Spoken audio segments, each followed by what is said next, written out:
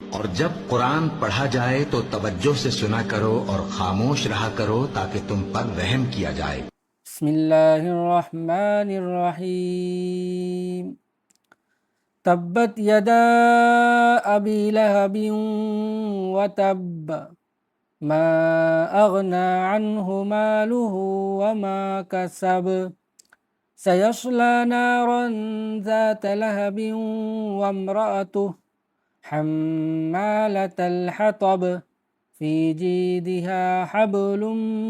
من مسد بسم الله الرحمن الرحيم قل هو الله أحد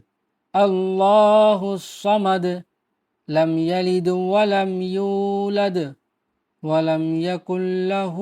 كفوا أحد بسم الله الرحمن الرحيم قل أعوذ برب الفلق من شر ما خلق ومن شر غاسق إذا وقب ومن شر النفاثات في العقد ومن شر حاسد إذا حسد بسم الله الرحمن الرحيم قل أعوذ برب